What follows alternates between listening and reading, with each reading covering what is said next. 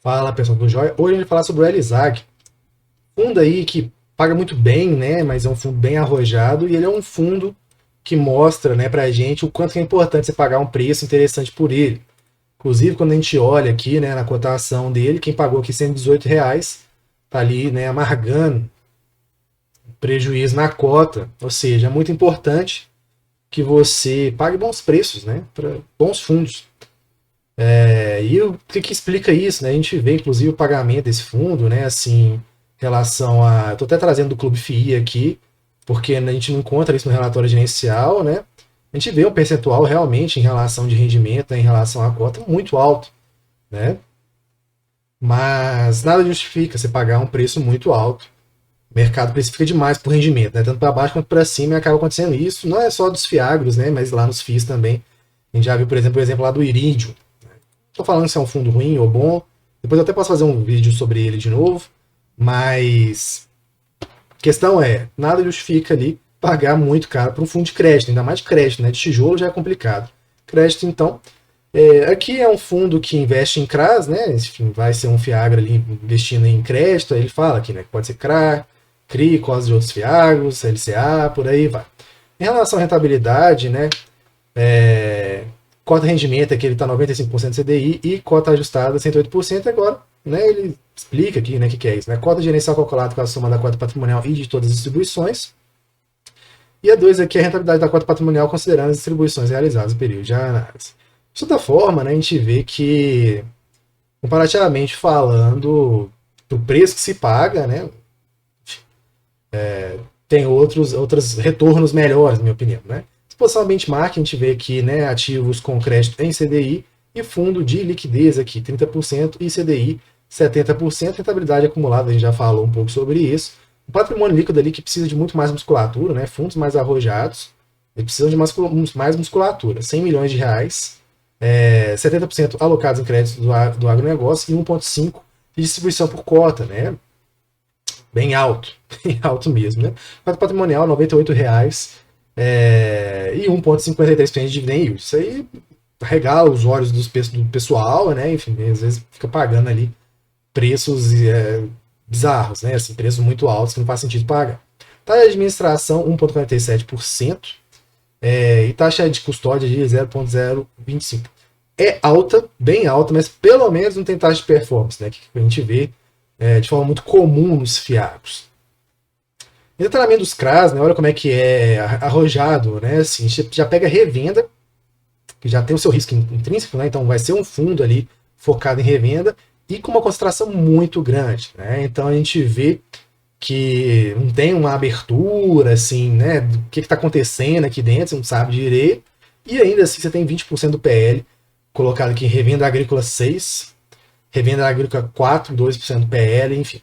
Então, bem concentrado e desproporcional em relação aos outros, né? Então, assim, esse é o problema de muitos fiagros, né? Falando honestamente. Aqui ele fala a exposição da carteira, né? Que tem uma certa diversificação, a gente viu os fiagros mais diversificados. Aqui tem focado bem aqui em Minas Gerais, né? Mais de 50% da carteira em Minas Gerais. O mais interessante é ficar o mais diversificado possível, né? Em relação ao agronegócio, tá bom? Em relação a produtos financiados, né, a gente fala muito sempre isso, né, com os nossos membros, inclusive, seja membro, né, se você ainda não é membro do canal, ajuda a gente demais, se inscreva no canal, deixe seu like, que a gente fala das cadeias do agro, né, antes da porteira, dentro da porteira e depois da porteira, e a gente vai ver ali que cada uma dessas cadeias tem o seu risco intrínseco, né, a gente vê aqui produtos financiados defensivos, fertilizantes, sementes. Entende que, por exemplo, fertilizantes, sementes são ali insumos necessários, né, antes da porteira para que o produtor rural possa trabalhar, por exemplo? Então é isso, por isso que a gente divide ali as cadeias do agro. Né? Exposição por culturas, a gente vê que soja 61%, milho 22%, né? Soja Brasil de fato, né, tem toda a sua relevância em relação à comparação, né, de cota de mercado, rendimento patrimonial. A gente vê que tem essa estourada aqui para cima de rendimento, que explica de certa forma esses preços negociados tão altos, né? Em relação aqui, né, ao volume negociado, o número de cotistas, é um número aqui bem baixinho ainda. Esse relatório inicial, para mim, ele poderia melhorar em mil e uma formas, para ser sincero. tá? Assim, podia ser muito mais claro, muito mais visual. A gente via outros Fiagros já com relatórios bem melhores, né? Inclusive que eu já fiz estudos aqui no canal. Inclusive, deixa aqui os fundos que você quer que eu estude. Eu estou fazendo todos eles, fazendo 2 vídeos por dia, tá bom? Vamos lá, comentário do gestor. Em 2023, a Leste Agro concluiu uma Assembleia de Cotistas que aprovou por maioria as seguintes alterações do regulamento. O público-alvo passou a ser investidor em geral, ponto positivo. A política de distribuição de resultados e dividendos passou a seguir critérios de apuração por competência e não mais caixa. Tem toda essa discussão aí, né? Eu gosto muito de olhar para uma relação mais de caixa, mas tem muita gente que gosta de competência e fala que, inclusive, que é o correto, enfim. Foi excluído no artigo 10.3 do regulamento do fundo, que era vinculado à política de distribuição anterior, acreditando que as motivações são alavancas importantes para o crescimento e popularização do fundo. Em relação, por exemplo, a investidor geral, sem sombra de dúvidas, né?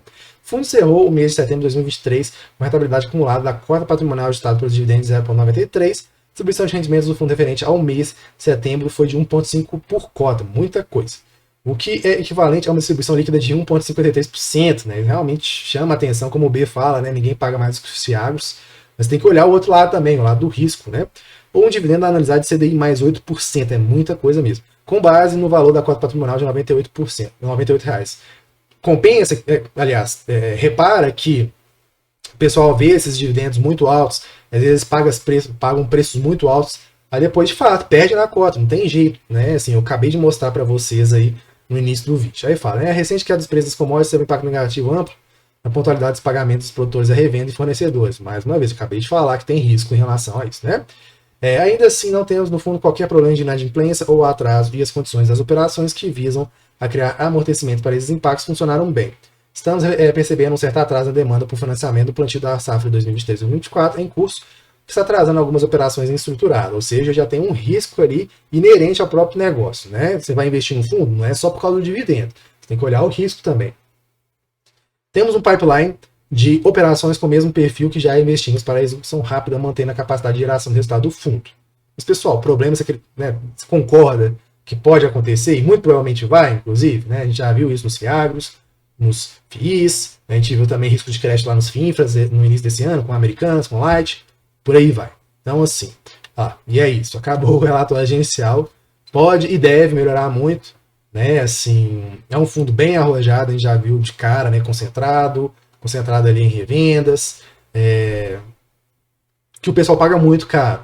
Então, assim, antes de entrar no fundo, pessoal, seja de FIAG, FINFRA ou FIIs, dá uma estudada nele antes, acompanha os vídeos aqui do canal, se inscreve aqui no canal, pede o seu fundo aqui que eu vou fazer o estudo dele, tá bom? Para não sair aí comprando qualquer coisa, pagando preços bizarros, tá? Não faz sentido nenhum você fazer isso. No mais, caso queira aprender ainda mais, seja membro lá do nosso canal, enfim, R$ 4,99, preço ali de banana, para você ali investir muito bem. Inclusive, na semana que vem eu vou falar sobre FIINFRA para os membros do canal. A gente vai ter também duas lives exclusivas, né? E cada semana a gente está fazendo uma live, então a gente vai fazer semana que vem na terça e depois o B vai fazer na sexta e por aí vai, né? A gente vai revezando mais uma por semana live e um vídeo por semana meu gravado. Semana que vem eu vou falar de FIINFRA e na outra semana eu já vou fazer a atualização da carteira de como que eu estou investindo. Então, assim, preço de banana mesmo, seja mesmo no nosso canal, dá um valor lá, né? Valor risório, bizarramente pequeno, e você vai ter um conteúdo muito, muito bom. Beleza? Então é isso, espero que tenham gostado do vídeo. Até o próximo vídeo. Abraço. Tchau, tchau.